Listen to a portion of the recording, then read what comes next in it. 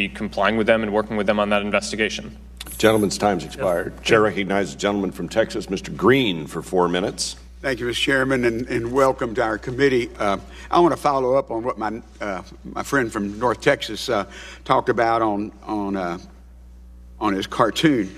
Next month, the General Data Protection Regulation, the GDPR, goes into effect in the European Union. The GDPR is pretty prescriptive on how companies treat consumer data, and it makes it clear that consumers need to be in control of their own data. And Mr. Zuckerberg, Facebook has committed to abiding to these consumer protections in Europe, and you face large penalties if they don't. In recent days, you've said that Facebook intends to make the same settings available to users everywhere, not only in Europe. Did I understand correctly that Facebook would not only make the same settings available, but that will make the same protections available to Americans that they will the Europeans?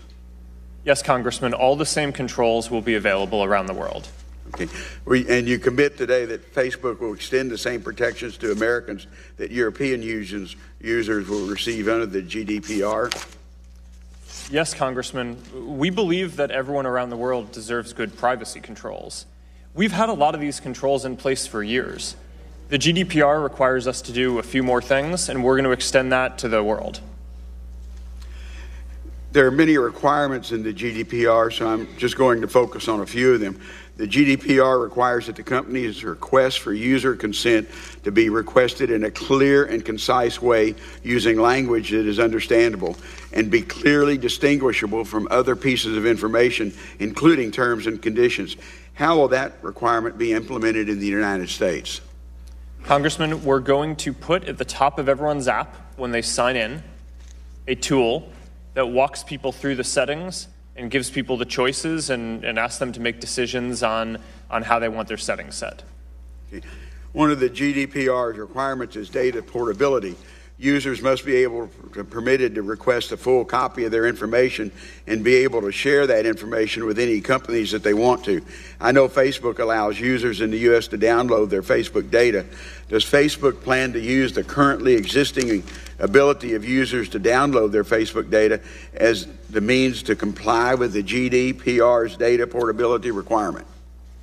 Congressman, I think we may be updating it a little bit, but as you say, we've had the ability to download your information for years now, and people have the ability to see everything that they have in Facebook, to take that out, delete their account, and move their data anywhere that they want. Okay.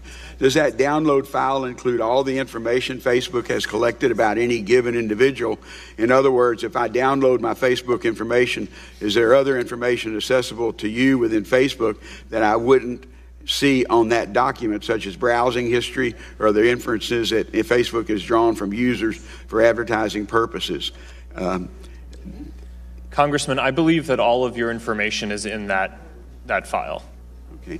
GDPR also gives users the right to object to the processing of their personal data for marketing purposes, which, according to Facebook's website, includes custom micro-targeted audiences for advertising. Will the same right be available to Facebook users in the United States, and how will that be implemented? Congressman, I'm not sure how we're going to implement that yet. Let me follow up with you on that. Okay.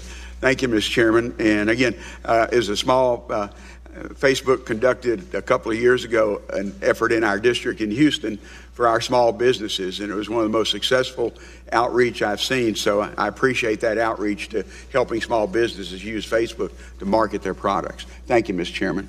Thank you, gentlemen. Chair now.